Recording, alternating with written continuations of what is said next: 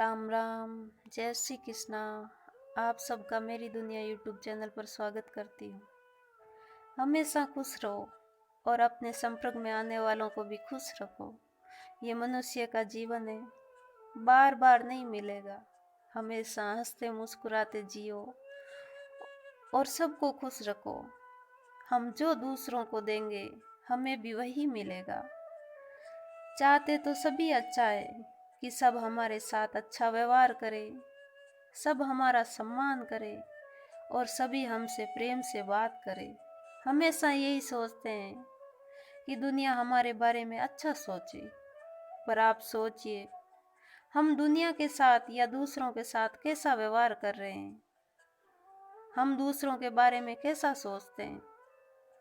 कटु शब्द बोलकर हम कटु शब्द ही सुनेंगे, वह मीठे शब्द हमें कभी सुनाई नहीं देंगे। नीम का पेड़ बोया है तो आम खाने को नहीं मिलेंगे।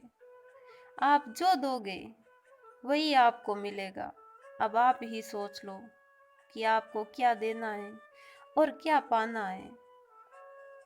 हे मानव, ये भाव बना ले, मत कर बुरा किसी का, अपना जीवन जगमगा ले, कर कर भला सभी का। आपके हृदय की बगिया उतनी ही ज्यादा महकेगी जितना आप लोगों से अच्छा व्यवहार करोगे, जितना हृदय में प्रेम रखोगे। कांटा बनकर मत जियो। किसी के जीवन में कांटा चुभा कर कोई आज तक खुश नहीं रह पाया। जिसको चुभेगा वो भले ही दर्द भूल जाए, पर चुभाने वाला जीवन भर अशांत रहेगा। वो कभी जीवन में सुकून से नहीं रह पाएगा। अगर किसी के हाथ से रोटी छीनी है आपने, तो आप कभी तृप्त नहीं हो सकते। अपने हिस्से की रोटी देकर जो दूसरों की भूख मिटा दे, वो इंसान हमेशा संतुष्ट रहता है। किसी 2 दिन के या 4 दिन के भूखे इंसान को पास बैठकर भोजन कराना, फिर उसके चेहरे के, उसके हृदय के भाव को देखना, आपका पूरा जीवन तृप्त हो जाएगा। हम भूखों को भोजन तो कराते हैं, गरीबों को दान भी देते हैं, मगर बादशाह बनकर देते हैं। ये सोच कर देते हैं कि सामने वाला बेचारा है, सामने वाला गरीब है और हम शहंशाह हैं। फिर वो दान पुण्य नहीं है, वो दान सिर्फ आपका अहंकार है। बहुत अच्छा कार्य करना कोई पुण्य नहीं होता है। उस कार्य को आप किस भाव से कर रहे हो, किस उद्देश्य से कर रहे हो, वो भाव महत्वपूर्ण होता है, वो उद्देश्य महत्वपूर्ण होता है। किसी को कुछ दो तो इस भाव से दो कि प्रभु ने आपको देने लायक बनाया है और प्रभु हमेशा आपको देने लायक रखे। हमारे अंदर दान देते समय कोई अहंकार नहीं आना चाहिए। किसी भिखारी को देखकर मजाक मत बनाओ। कभी हाथ में कटोरा लेकर दूसरों के सामने फैला कर देखना, फिर सोचना उस वक्त हृदय पर क्या बीतती है। लेने और देने में जमी आसमां का फर्क है। अगर आपको देने लायक बनाया है तो उस भगवान का, उस परमात्मा का हमेशा शुक्रिया करो। अपने हृदय को बिल्कुल सरल रखो। हम दे रहे हैं तो ये हमारी महानता नहीं है, उस परमात्मा की महानता है जिसने हमें देने लायक बनाया है।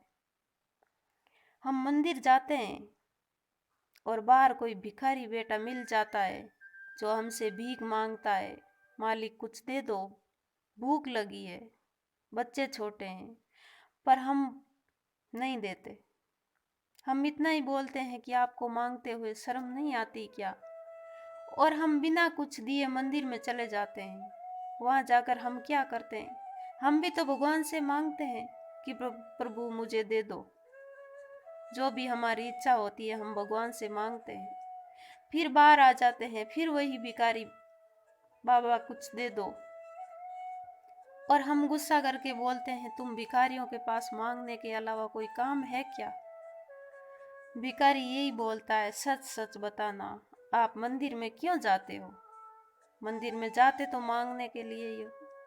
फर्क इतना ही है कि वो भिखारी बाहर बैठा मांगता है और हम अंदर जाकर मांगते हैं। और कोई फर्क नहीं है भिखारी में और हमारे अंदर। कभी किसी को कुछ दो तो अहंकार मत करना, और किसी दिन आपके पास कुछ ना हो तो दुखी भी मत होना। जो है जितना है उसी में खुश रहना। राम महलों में भी प्रसन्न थे और राम वनवास में भी प्रसन्न थे। राम का असली भक्त भी वही है जो सुख और दुख दोनों में ही मुस्कुराता रहे। किसी से ईर्ष्या मत करो, किसी की निंदा मत करो, किसी को कड़वे शब्द मत बोलो। भले ही सामने वाला बोलकर जवाब ना दे, पर उसके हृदय में बहुत पीड़ा होती है। अगर जीवन में सुकून और खुशी चाहिए तो दूसरों को भी सुकून और खुशी के साथ रहने दो। दूसरों के जीवन में कभी आग मत लगाओ, फिर आपका जीवन हमेशा जलता रहेगा। अगर सुकून चाहते हो, शीतलता चाहते हो, तो दूसरों का हृदय हमेशा ठंडा रखो। खुशी से जियो और खुशी से जीने दो। वीडियो अच्छा लगा तो शेयर करना और चैनल को सब्सक्राइब करना। राम राम, जय श्री कृष्णा।